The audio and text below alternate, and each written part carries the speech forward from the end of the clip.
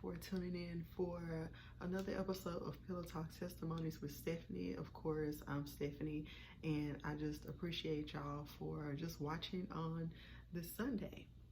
And so, in the midst of me, doing some self care today, watching one of my favorite shows, which is Suits, and as you can see, like folding up towels and just putting up laundry.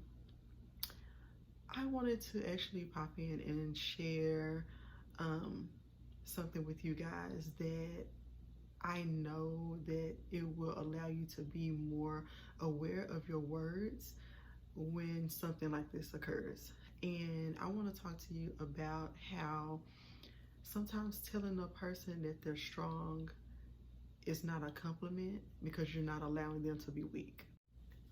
So I had the honor of being at an 80s, 90s fashion show last night in Dallas. I went to support my little big bro and my other little big bro.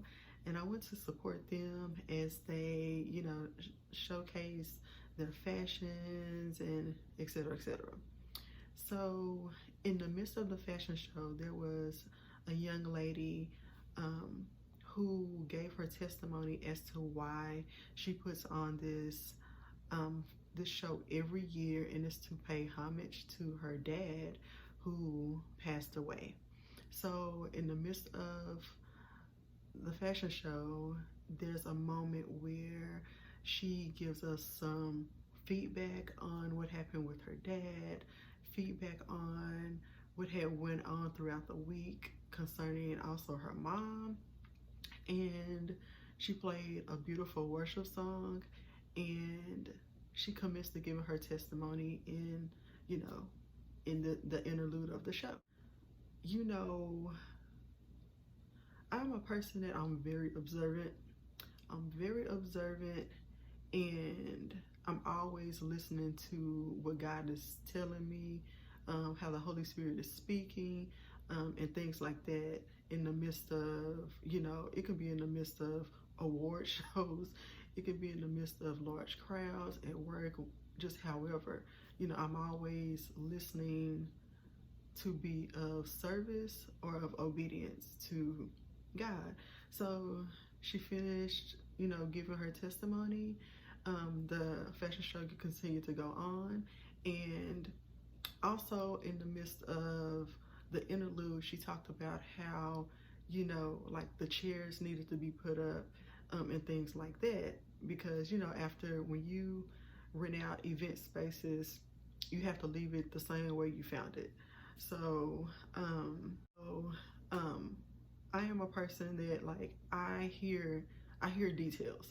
And so when the show was over, I was annoyed because as grown ass adults, they were leaving their food containers and drink containers on the floor.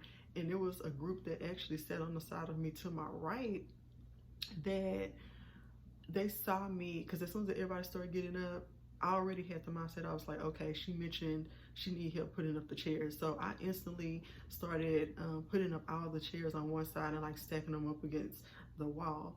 And it was a group on the side of me that they literally had their like trash in their hand and saw me putting up chairs and just commenced to putting their trash on the floor. I was annoyed. I was so annoyed. Because my thing is, if you've come to somebody's establishment or to, just participate in some kind of way as an adult, like, be of service. Like, it's nothing to pick up your trash and throw it in the trash. Nothing. But I digress. So I commenced to putting up the chairs, and then one of my bros like started helping me put up chairs, and then maybe like 4 other people saw what I was doing and they joined in, which also goes to show that you really do lead by example. You know what I mean? And so I wanted to say something to her then, because and I had to apologize to God for this part, because I was being disobedient in what he told me to do last night, which he wanted me to hug her. And I saw the outcome of what would have happened if I would have hugged her. Um, I saw the outcome of that. Not nothing bad, um, but she would have, yeah, we would have been there all night because it would have been a whole like praise and worship service for real, and people would have been falling out. Um, yeah, because I knew the magnitude of what me hugging her was going to do. And I was a little scared. I was like, ooh, Lord, like, it was a lot. And you know, it's one of those things where you know your calling and you know your purpose. And it's some things that, like, just operating in the under the authority and the power of God, that you know it can kind of freak you out. And I was like, ooh, okay. So I went home, and um, when I woke up this morning, like the Holy Spirit was like, I need you to tell her X, Y, Z. So I got her information from my bro, and found her Instagram and told her what the Lord wanted me to tell her. And it blessed me so much to know, like, she was like, everything you said was spot on. Everything was confirmation. She was like, everything you said that the Lord said to tell me, I needed to hear. And then she was like, I just told, she said she had just told one of her friends something that I had said before listening to my messages. And then after she listened, it kind of, you know, made her go like, whoa, because she had just said that. And I love how God sets that up to where, you know, he lets a person know, like, nah, like, this is me talking, you know, that confirmation. And, you know, that's a blessing all by itself. Um, and so in the midst of what I was telling her is what I want to share with you guys as well. When a person is going through a lot, and I mean a lot, it is not a compliment to tell them to stay strong and how strong they are, and to, you know, like, keep pushing and X, Y, and Z. That is not a compliment to tell somebody that how strong they are in a hard situation, because of what you're doing, you're not giving them permission to break. You're not giving them permission to break. And that can be a very dangerous thing spiritually.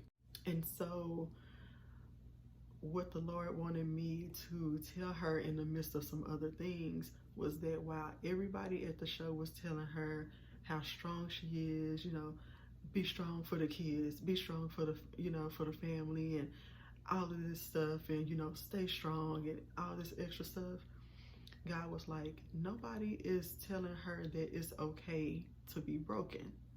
Nobody's giving her the permission to break.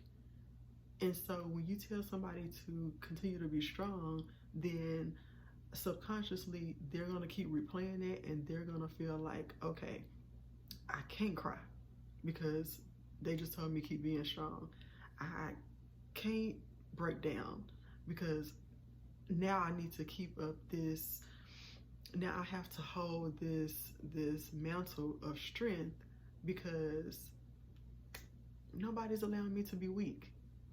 And it is really interesting because it reminded me of a time where I was attending this church some years ago. The pastor has passed away. May, you know, he and his wife rest in peace. I'll say he was definitely one of the best teachers. Yeah, one of the best teachers and realists when it comes to pastoring I have ever had. And so I remember it was one time I was in service some years ago. I was going through something, and I'll tell them what it was. And I think I had like held my tears in our service, but we ended the service this time just in pure worship. And after service you hug different people and stuff like that. And it was one of the ladies, she was kind of like one of the mothers in the church, and she go to hug me, and now we just had worship, so I can find like release what I was holding on to. So I'm just crying, and she before she was about to hug me, and she stopped and she goes, "Oh, no, no, no, dry that up, what you crying for?" And y'all know I talk with my face, and I instantly like frowned up. Like I stopped crying because I got pissed, because my thing's like, I'm in a place where this should be allowed. So why are you telling me to dry my tears when my tears are my release? You know what I mean? So that's what they're reminding me of. And I felt really blessed because she told me, like, after she listened to my messages, she sent me some messages as well. And in one of them, that's what she talked about. She was like, I'm glad that you said that. She was like, because that's what I needed to hear. She was like, yes, everybody's telling me be strong. She was like, but you're right. Nobody is telling me that it's okay to be weak. Nobody is telling me it's okay to be broken. And I just feel I'm honored and privileged anytime God gives me a word through the Holy Spirit to relay a message. And I'm telling you, every time I've done it since the age of, oh my gosh, the age of 7 is always spot on. It's always right, and it's always right because they're not my words, they're God's words. And so yeah, like it blessed me to be able to tell someone that God is telling them, like, hey, it's okay to be broken. My strength is made perfect in your weakness, and I am near to the brokenhearted. And something else that I personally reminded her outside of what God wanted me to tell her, most dangerous prayers, or one of the most dangerous things that you can ask God is for Him to use you. And I feel like people use that very lightly. Like they'll be like, Lord, you can use me. And I sit back and I just be like, okay.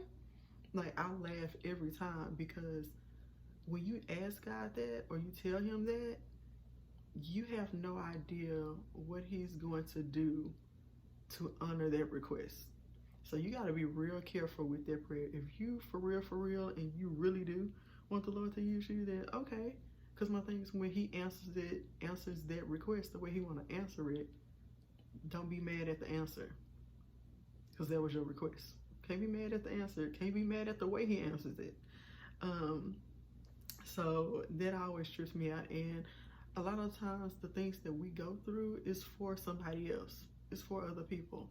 Like when my mom, after she got her breast cancer removed and things like that, I kept, like, at the job that I was at, like some months ago, early up in the year, women were coming to me telling me their stories, and I was able to tell them the victory story of my mom. So a lot of the things that you go through, it's not even for you. Like, it's for you to experience it and understand it, and your relationship to get closer to God through that. And then He'll end up sending you people that is either going through or about to enter into that that season that you went into, and you can share your story to tell them how to not always get out of it, because sometimes you just have to go through it, but go through it with God, not go through it alone. So that's it of this pillow talk. testimony episode. I am going to get back to putting up these clothes and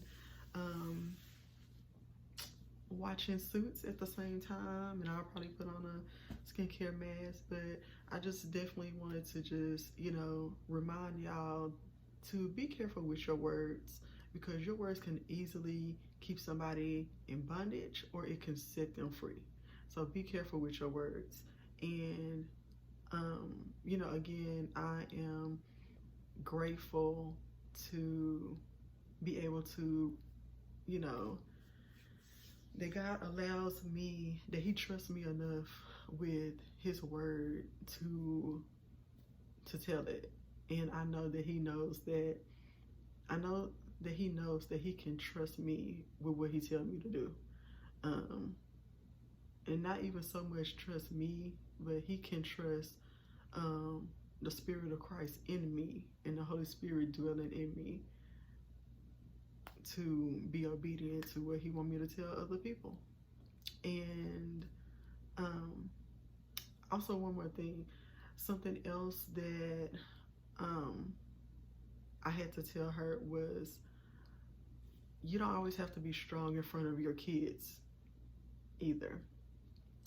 I know many times, many days, even up until probably May, June, I would go in the restroom and cry, clear it up, come back out, be super mom. I would go in the car, cry, come in my room, cry, or wait till they go to sleep, cry. Your kids need to see you in your weak moments, because what you don't want them to do is get older as adults and be like, oh, well, I never saw my mom or I never saw my parents break down, cry, be weak. I always seen them as, being strong, because then what are they going to know? Like, how are they going to know it's okay to cry and be weak and be broken, if they always see you strong? They're going to always think they have to portray this this facade of being strong, because you always hid that part from them. That's why I also say, like, I know a lot of parents, a lot of people, they try to hide their struggles from their kids. No, let them see that. Let them see that. That's going to build their character. It's going to even more so show them like how real your relationship with God is. And it's going to allow them to think, to be like, oh, okay, mom or my parents went through this scenario, I saw how they handled this. Either they're gonna follow that, or they're gonna be like, I don't want to go through that, so I'm gonna do something different. So allow your kids to see your weak moments. Allow them to see you be weak and be broken. Like, it helps them more than you think. So, okay, I'm done. Thank you for tuning into this Sunday episode of Pillow Talk Testimonies with Stephanie. Please make sure to subscribe. In the comments, I would love for y'all to, share one thing that, you went through and that God helped you through. Like, I want my comments to be just like praise reports. Like, let's give that back to God. Let's give that back to Him. And thank you guys so much. Like I said, like, share, and subscribe, and see you soon.